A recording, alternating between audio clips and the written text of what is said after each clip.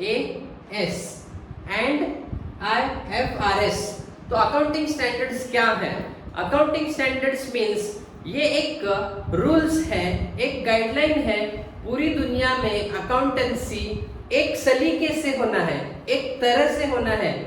हर country में accountancy को एक अलग से एक सीक्वल में लाना है, इसलिए कुछ तो बोर्ड्स एस्टेब्लिश किए हैं और उन बोर्ड्स ने एक प्रमाण रखा है कि उस प्रमाण के आधार पर ही पूरी दुनिया में अकाउंटिंग चलेगा।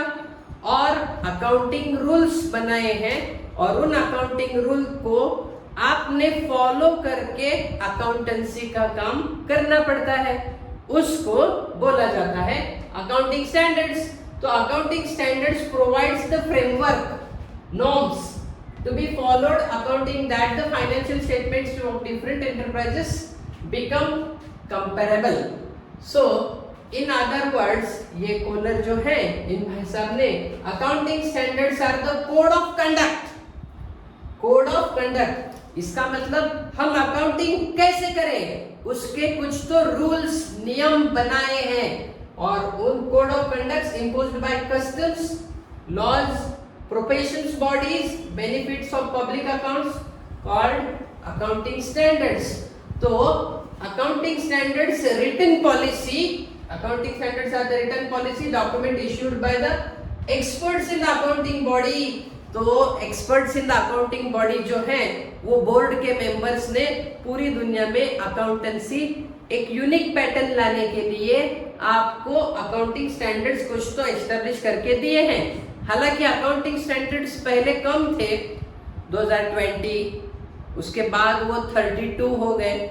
नाउअडेज जैसे जैसे रिवोल्यूशन होता है, जैसे जैसे अभी मान लीजिए जीएसटी आया है तो अकाउंटिंग स्टैंडर्ड्स बढ़ गए हैं। नाउअडेज आज जिस दिन पर हम ये वीडियो शूट कर रहे हैं इस दिन को 41 अकाउंटिंग स्टैंडर्ड्स प्रैक्टिकली में अप्लाइड किए हैं। तो इन जनरली एक्सेप्टेड अकाउंटिंग प्रिंसिपल, उसको शॉर्ट में GAAP, generally accepted accounting principle, ये पूरे यूनिवर्स का अकाउंटिंग स्टैंडर्ड ऑर्गेनाइजेशन है। ये अकाउंटिंग स्टैंडर्ड्स क्या करता है, इनका क्वांटिटी बढ़ाता या घटाता जाता है। तो nowadays we have to learn accounting standards. तो सर आप हमको पूरे के पूरे 41 अकाउंटिंग स्टैंडर्ड्स पढ़ाओगे क्या?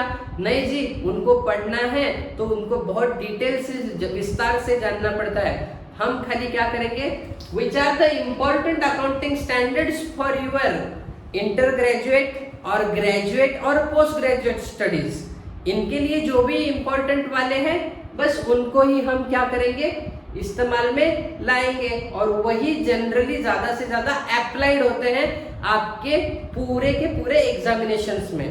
तो आपको एग्जामिनेशन के पॉइंट ऑफ से देखना है तो एक 7-8 अकाउंटिंग स्टैंडर्ड ऐसे हैं तो हर एक कॉलेज के एग्जाम में वो आते हैं for a short notes. So let us describe the accounting standards. तो हम अभी अकाउंटिंग स्टैंडर्ड्स 1 देखेंगे।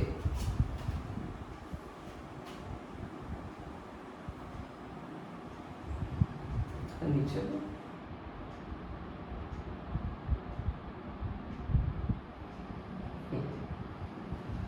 यस फ्रेंड्स, तो हम पहले देखेंगे अकाउंटिंग स्टैंडर्ड्स इन इंडिया। तो हम इंडिया में अकाउंटिंग स्टैंडर्ड्स कौन से इस्तेमाल करते हैं, ये अकाउंटिंग स्टैंडर्ड्स किसने प्रिस्क्राइब किए। हम जो अकाउंटिंग करते हैं, आपके बुक्स में जो अकाउंट दिखता है, आपके सर जो अकाउंटिंग पढ़ाते हैं, उसके पीछे कुछ तो लॉजिकल रीजनिंग्स रहेंगे, कुछ तो रिटन रूल्स रहेंगे और वो वाले रूल्स हैं इंडिया में standard of accounting issued by the, अच्छे से देखो जूम करके, institute of chartered accountants of India, उसको ICAI ऐसे बोलना है, ICAI, the Council of Institute of Chartered Association in India had prescribed accounting standards when on the 21st of April 1977। उसके बाद अकाउंटिंग स्टैंडर्ड्स जो इंडिया में regulate किए हैं ये बॉडी ने किए हैं। फिर बस next part accounting standard number 1, तो ये क्या है? Accounting standard disclosure of accounting policies. So ये वाला according to the standards accounting policies followed for the preparation and the presentation of financial data. तो आप जो फाइनेंशियल स्टेटमेंट्स बनाते हैं उसको किस तरह से प्रेजेंट करके गवर्नमेंट को दिखाना है, इसको किस तरह से प्रेजेंट करके आपके शेयर होल्डर्स को दिखाना है, आपके बॉडी मेंबर्स को दिखाना है। अकाउंटिंग डिस्क्लोजर, जो अकाउंटिंग आप लिखते हैं उसको किस मैनर में लिखना चाहिए वो बताता है अकाउंटिंग स्टैंडर्ड्स। देखिए सिंपल सी बात है, यहाँ पर 41 रूल जो है तो हर एक रूल के एक एक नंबर दिए हैं। अरे नंबर 1 किसके लिए है भाई? नंबर 1 किसके लिए है बोले तो डिस्क्लोजर। आप जो अकाउंटिंग लिखोगे उसको प्रेजेंटेशन कैसे करना है, उसको लिखने के लिए कुछ तो साइंटिफिक मैनर है, वही साइंटिफिक वे से आपको अकाउंटिंग लिखना और रिप्रेजेंट करना पड़ेगा for the further decisions. Then accounting standard second is showing the valuation of inventories. Inventories माने जो अभी आपके पास जो चीजें आप डील करते हैं उन चीजों का जो भी आपके पास स्टॉक है उस स्टॉक को बोला जाएगा inventories. According to the second valuation of inventories, this standard shows that inventories in the general should be valued at historical and net realizable cost। जिस रेट में आप उसको बेचोगे या जिस रेट पर आपने लिया है उस रेट को ही आपको डिस्क्लोज करना है आपके स्टॉक को। नंबर 3 आएगा कैश फ्लो स्टेटमेंट। तो यहाँ पर ये बहुत बड़ा लंबा चौड़ा अकाउंटिंग रूल है। इसका मतलब ऐसा नहीं है कि फ्रेंड्स मैंने यहाँ पर 1 लाइनर दिया है तो एक लाइन में ये पूरा रूल हो गया, नहीं जी, इसके पीछे बहुत बड़े थियरीज हैं। तो हमने शॉर्ट में बस आपको ये दिखाया है अकाउंटिंग स्टैंडर्ड किसके लिए रिप्रेजेंट होता है, सेकंड किसके लिए रिप्रेजेंट होगा, नंबर 3 किसके लिए रिप्रेजेंट होगा, cash flow statement. According to this number 3 standard a cash flow statement is prepared and presented for the period for which the profit and loss account is prepared।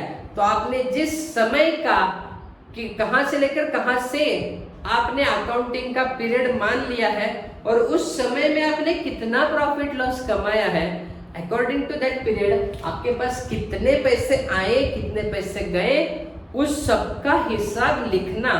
ये कौन से rule में मिलेगा आपको? ये मिलेगा अकाउंटिंग स्टैंडर्ड 3। पढ़ते कैसे हैं? AS3 accounting standard 3। Now let's move.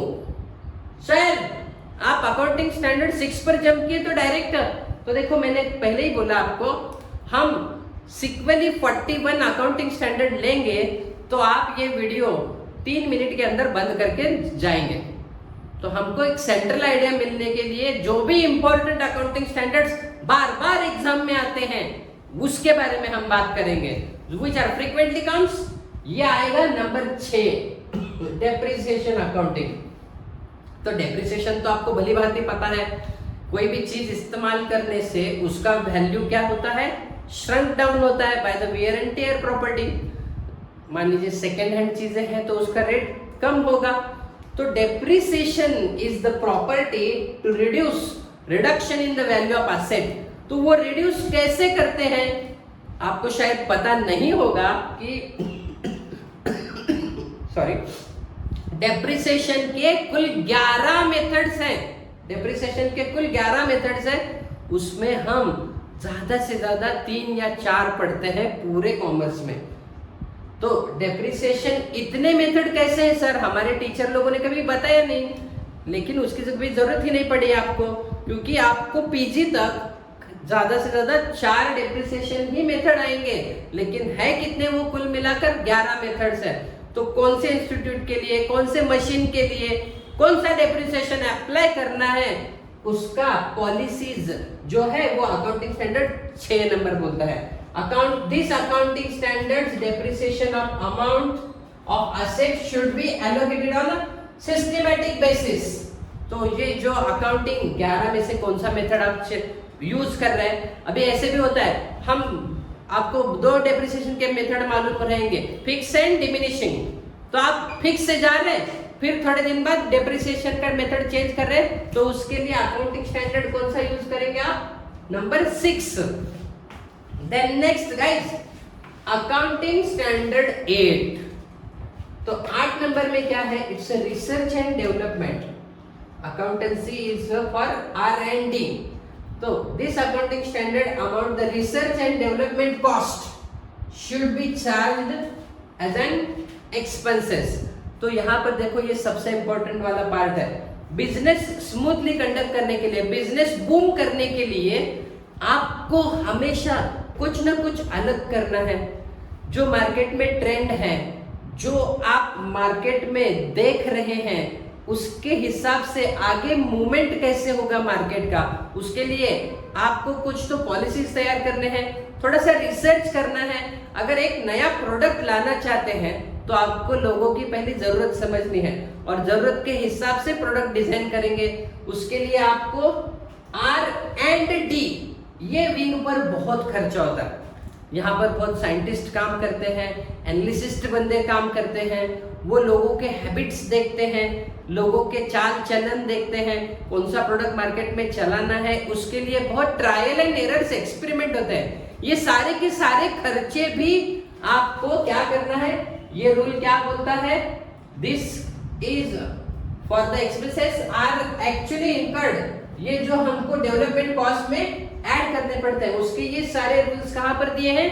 Accounting standards 8 showing for R&D। Next accounting standard revenue. Revenue ये कौन सा नंबर है? नंबर 9 वाला अकाउंटिंग कंसेप्ट। रेवेन्यू बोले तो इनकम। जो भी चीजें आप बेचोगे, उसके बाद जो आपके पास पैसे आएंगे, उनको बोलेंगे हम रेवेन्यू। इट्स सिंपल, ये आपकी आमदनी है, ये आपका उत्पन्न है। तो आपका आमदनी कैसे आता है? तो आप आपके जो भी रेगुलर चीजें प्रोड्यूस किए हैं वो बेचो, वहां से इनकम ले लो, दैट्स योर रेवेन्यू रिकॉग्निशन। अभी ये क्या है? This standard deals with the basic और बेसिस रिक्वायर्ड फॉर रेजिग्नेशंस और रेवेन्यू आइटम्स।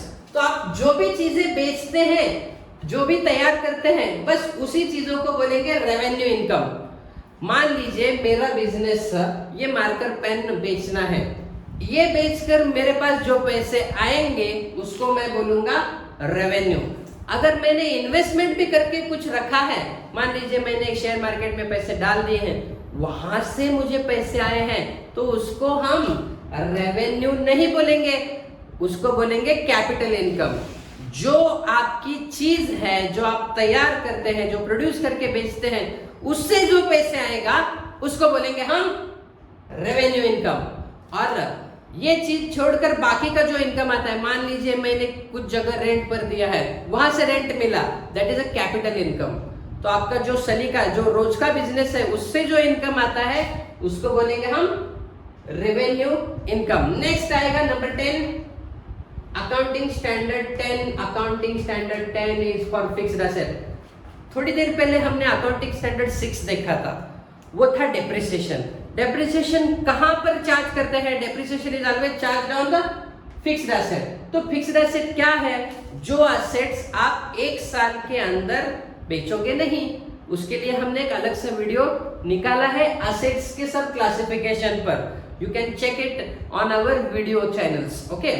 तो यहाँ पर फिक्स्ड एसेट पर डेप्रिसिएशन होता है। तो पहले आप ये बताओ, तो फिक्स्ड एसेट ये हेडिंग काउंट करने के लिए हमारे पास क्या नियम है, उसका क्या सिद्धांत है?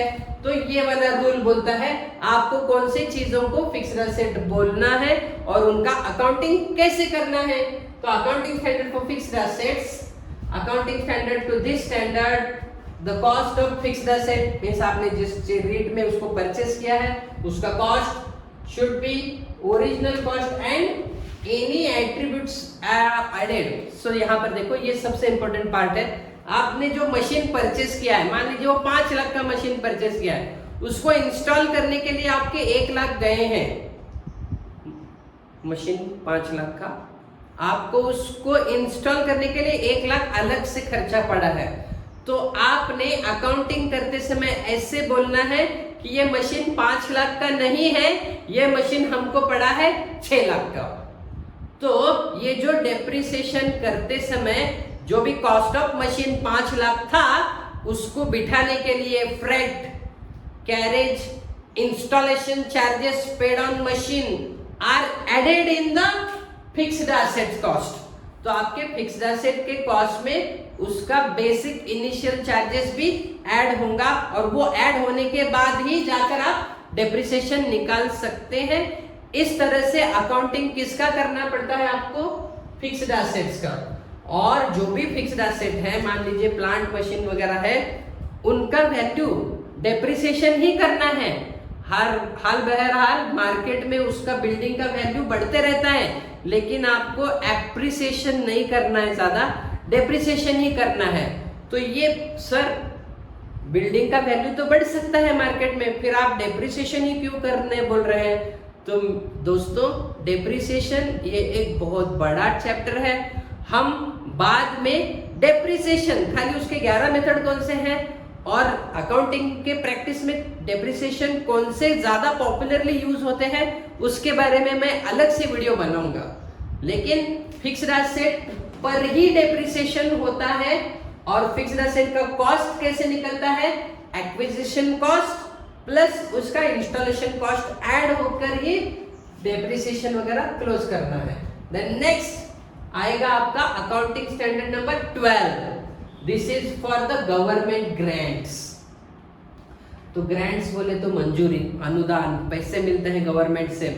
जो भी आपका प्रशासन, गवर्नमेंट, सेमी गवर्नमेंट या फिर नॉन गवर्नमेंट ऑर्गेनाइजेशन है, तो आप गवर्नमेंट से कुछ तो ग्रांट्स, पैसे, अनुदान, डोनेशन, इनकम ले सकते हैं।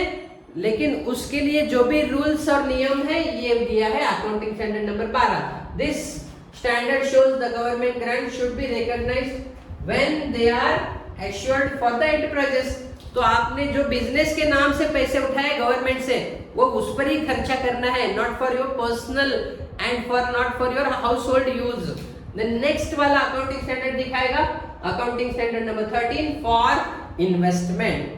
तो थोड़ी देर पहले हमने रेवेन्यू, इनकम देखा था। जो भी आप चीज बेचोगे उससे जो इनकम आएगा उसका नाम हमने दिया है रेवेन्यू। फिर कोई भी बिजनेसमैन अपना पूरा का पूरा इनकम पूरा एक्सपेंड नहीं करेगा, he has to make some of the investment. तो इन्वेस्टमेंट के कौन कौन से वेज हैं, उन हर एक इन्वेस्टमेंट के वेज में उसको जितना पॉसिबल है कंपलसरी उसने कहा तो पैसे इन्वेस्टमेंट करने ही हैं, क्योंकि उसको रेवेन्यू इनकम के साथ साथ कैपिटल इनकम भी चाहिए। फिर वो इन्वेस्टमेंट कहाँ कर सकता है? तो इन्वेस्टमेंट वो शेयर मार्केट में करे, या गोल्ड बॉन्ड्स में करे, या डिबेंचर्स ले, या फिर ट्रेजरी बिल्स, गवर्नमेंट पॉलिसीज में पैसे इन्वॉल्व करे, या एफडी करे। तो जहां पर भी इन्वेस्ट करे उसके लिए अकाउंटिंग के रूल्स क्या है? Accounting for investments, this standard deals with enterprises should disclose the current and long term investment. तो इन्वेस्टमेंट के दो तरीके के इन्वेस्टमेंट रहते हैं, एक साल के अंदर वाले, एक साल के बाद वाले, शॉर्ट टर्म, लॉन्ग टर्म। आपने आपके संस्था का पैसा कहां कहां इन्वेस्ट किया है, ये आपको कंपलसरी अकाउंटिंग में दिखाना पड़ता है। This rules comes from accounting for investment. देन वो दिखाते समय, अभी इसके बारे में एक बात जान लीजिए, अगर आप इन्वेस्टमेंट शो करते हैं तो आपके शेयर मार्केट के प्राइजेस, अगर आप शेयर मार्केट जानते हो या थोड़ा सा भी आपको आइडिया है, तो शेयर के प्राइजेस शेयर मार्केट में देखो घड़ी घड़ी एक एक सेकंड को कम ज्यादा होते रहते हैं। तो नॉर्मली आपके दिमाग में यही सवाल आएगा, सर हमने शेयर्स 10,000 को लिए थे, तो 10:01 पर 2 मिनट पर ये 10,200 हुआ है, 10:05 बाद ये 10,400 हुआ है, तो हम लिखे कौन सा अमाउंट? उसके लिए ये रूल है accounting for investment, the current investment should be carried in the financial statement at the lower cost और फेयर वैल्यू। तो आपको लिखते समय हर एक मिनट का प्राइस नहीं लिखते बैठना है, आप जिस दिन का बैलेंस शीट बना रहे हैं उस दिन क्या वैल्यू था वो लिखो, या फिर आप लोअर कॉस्ट लिखो। ये लोअर ही क्यों रखना है, इसीलिए ये अकाउंटिंग इन्वेस्टमेंट बनाया है। देन नेक्स्ट आएगा आपका accounting for taxes on income. तो देखो आप जो भी इनकम कमा रहे हैं, ऑब्वियसली ये पूरा व्हाइट मनी कहलाएगा। आपको जो भी पैसा इनकम में आया है उसका एक हिस्सा आपको गवर्नमेंट को देना मैंडेटरी है, बंधनकारक है। उस पैसे को हमने बोलना है टैक्सेस। तो आप बिजनेसमैन बोल के गवर्नमेंट को जो भी टैक्सेस देने हैं उसके नियम यहाँ पर अकाउंटिंग स्टैंडर्ड नंबर 22 में दिए हैं। तो नंबर 22 दिखाता है tax expenses for the period comprising the current tax and deferred tax should be included in the determination of the net profit and net loss of the period। जो भी आपका tax का इंक्लोजर हुआ है उसको आपने कैसे दिखाना है ये बोलेगा हमारा अकाउंटिंग स्टैंडर्ड्स। तो इसके अलावा आपको किसी एक स्पेसिफिक अकाउंटिंग स्टैंडर्ड के बारे में बहुत जानना है तो मुझे कमेंट कीजिए, मैं उस अकाउंटिंग स्टैंडर्ड पर और विस्तार से बात करना चाहूंगा। एंड आप चैनल देखते तो हो लेकिन सब्सक्राइब नहीं करते दोस्तों, सब्सक्राइब कीजिए, क्योंकि आप जब सब्सक्राइब करोगे तो हमको भी थोड़ा सा यहाँ पर एनर्जी मिलेगा। Thank you, bye bye.